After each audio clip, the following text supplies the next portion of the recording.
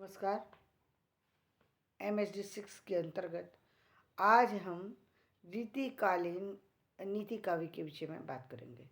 नीति काव्य जो है ये जैसा कि सभी जानते हैं, नीति किसी भी चीज़ के प्रमाण के रूप में प्रस्तुत होती है। यानी नीति किसी भी जीवन के निर्वाह के लिए, किसी भी समाज के निर्वाह के लिए, किसी भी बोलने के लिए, मतलब संसार के किसी भी कार्य को चलाने के लिए किसी न किसी नीति का सहारा लिया जाता है।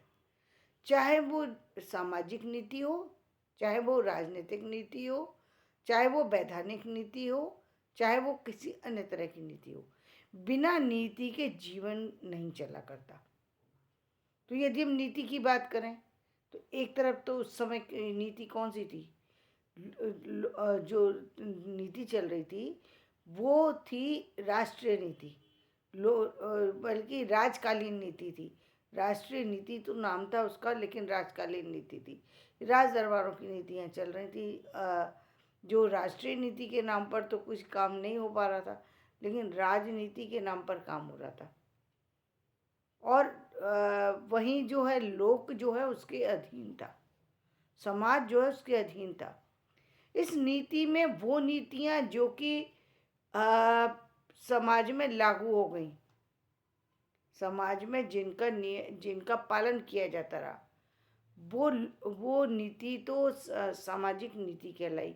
जिस नीति जो सिर्फ बोलने में ही रह गई, जिसको कि सामाजिक में पूरी तरह से प्रस्तुत नहीं किया जा सका, वो सूक्ति बनकर के समाज में रह गई। इसमें जिन लोगों ने विशेष नीतियों को चलाया, जो विशेष नीति के ज्ञाता थे, यहाँ हम सामाजिक नीति के बारे में बात कर रहे हैं। जो समाज की रचना में भूमिका अदा करने वाले विशेष लोग थे, जिनके द्वारा बनाई गई नीतियों पर यह पूरा समाज चलता रहा है, ये सामाजिक नीतियाँ। देखिए, इस समय हम यदि नीति की बात करें, इस समय योगी जी की और मोदी जी की, दोनों की दो अलग तरह से नीतियाँ चल रही हैं। इस समय दो अलग तरह से नीतियाँ चल रही हैं जो कि हमारे सामाजिक परिवर्तन को करने में सक्षम है, राष्ट्रीय परिवर्तन को करने में सक्षम है, और हमारी बहुत सारी सी अन्य चीज़ों को बदलने में सक्षम है। ये इस समय की नीति चल रही है। वैसे और भी है, नीति के लिए हम और भी नाम जोड़ सकते हैं, लेकिन विशेष रूप से ये दो नीति को इसलिए मान्यता दी जा रही है क्योंकि ये राष्ट्र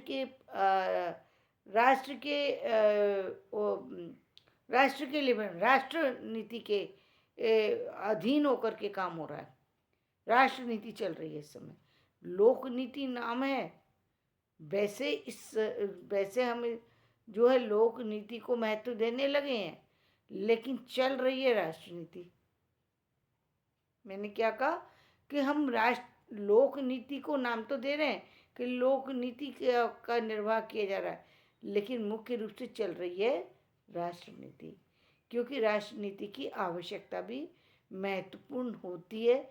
बिना उसके हमारा राष्ट्र सही ढंग से नहीं चल सकता। जिस तरीके से एक संस्था को चलाने के लिए यदि संस्था का मालिक की आवश्यकता ना हो तो मालिक का पद ही क्यों दिया जाता है? मालिक ही वो व्यक्ति है जिसके डायरेक्शन से ये सारी चीज़ें चलेंगी, जो संस्था के अंतर्गत होने वाली होती हैं।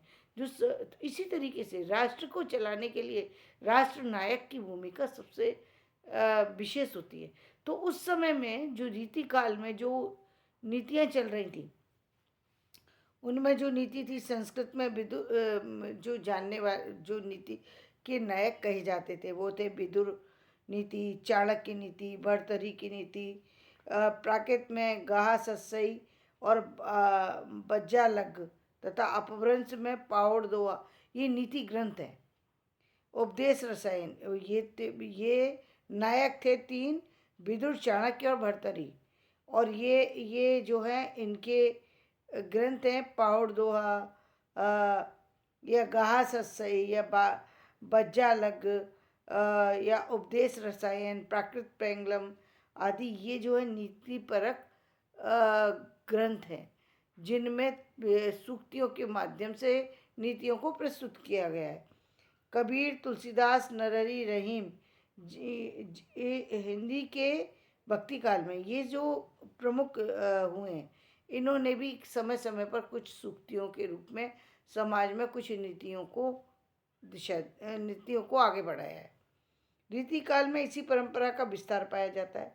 ब्रंद 1643 से लेकर के 1723 तक का जिनका समय है, उन्होंने दृष्टांत सतसई तथा ब्रंद सतसई की रचना की, जिसमें नीति परक दोहों के माध्यम से जो है अपनी बात को रखा गया। इनमें सद्गुण, दुर्गुण आदि विषयों पर दोहों का संग्रह। और गिरधर ने सामाजिक और पारिवारिक संबंधों का नैतिक दृष्टि से कुंडलियों की रचना की कि किस तरीके से सामाजिक और पारिवारिक नीतियाँ चलाई जाएं। ये राष्ट्रनीति नहीं है, राजनीति नहीं है, ये कहते हैं पारिवारिक और सामाजिक नीति। और इस वर्ग में अंतिम रीतिकालीन कवि दीनदयाल गिरी, जो कि 1822 से लेकर 55 ईस्वी काव्य काल है जिनका, गिरधर की तरह विविध विषयों पर गुण दोषों की दृष्टि से विचार किया। इनकी अन्योक्ति कल्पद्रुम, अन्योक्ति माला और दृष्टांत तरंगिणी भी नीति ग्रंथ है। इसमें मौलिकता की अपेक्षा परंपरा का पालन किया गया है। आचार्य शुक्ल ने कोरे नीति कथन को सूक्ति कहा है, किंतु सब सूक्तिकार ही नहीं है। इन सूक्तियों में सरस उदाहरणों के द्वारा रोचकता और काव्यात्मकता भी उत्पन्न की गई है। नीति काव्य में लोक जीवन के अनुभवों को प्रस्तावित किया गया है। ब्रंद सतसई का यह दोहा भले ही मनुष्य की पहचान को व्यंजित करता है, सही और गलत की पहचान परिस्थितियों के आधार पर ही होती है। अपनी बात की पुष्टि कवि ने एक उदाहरण देते हुए करी है। ब्रंद सतसई का ने एक दोहा लिखा जिससे उन्होंने नीति बताई। नीति क्या प्रस्तुत की उन्होंने कि जो नीति का विधान होता है उसको समझाने कि हर व्यक्ति को हर जगह नहीं बैठाया जा सकता। किसी व्यक्ति विशेष को विशेष माना जाता है तो क्यों माना जाता है, तो उसके लिए उन्होंने कोए का और कोयल का जो है वो उदाहरण प्रस्तुत किया है। फीकी पे नीकी लगे कहिए समय विचार, सबको मन हर्षित करे ज्यों विवाह में गार। भले बुरे सब एक सम, जो लो बोलत बोलत नाय, जान परत है काग पिक ऋतु बसंत के माय। तो उन्होंने ये नीति बता दी कि ये कोयल और कोए में अंतर कब पता लग जाता है, जब वो बोलने लगते हैं। वैसे देखने में तो कौआ बड़ा लगता है, देखने में कोई समाज में ज़्यादा पूजा जाता है, उसी को मान्यता दी जाती है, उसी का महत्व हर काम में दर्शाया जाता है। लेकिन वो तब तक ही माना जाता है, तब तक ही समझा जाता है जब तक कि कोयल बोलती नहीं है। जब कोयल बोलती है तो लोगों का आकर्षण का केंद्र जो होती है वो कोयल हो जाती है और कोयल से ध्यान हट जाता है।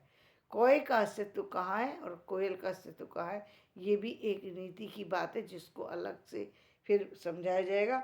फिलहाल ये समझ लीजिए कि ये नीति जो है वो किसी भी परंपरा को चलाने के लिए बहुत आवश्यक है, चाहे वो छोटी चीज़ हो चाहे वो बड़ी चीज़ हो। और समाज में सबसे बड़ी चीज़ होती है राष्ट्र को चलाना या फिर अंतर्राष्ट्र को अंतर्राष्ट्रीय जो है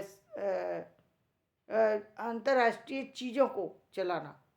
पहले राष्ट्रीय चीज़ों को या अंतर्राष्ट्रीय चीज़ों को चलाना, फिर आती है राजकीय चीज़ों को चलाना, फिर आता है सामाजिक चीज़ों को चलाना, पारिवारिक चीज़ों। लेकिन मुख्य भूमिका उस नायक की होती है जो इन सारी जगह पर नीति को बनाता है।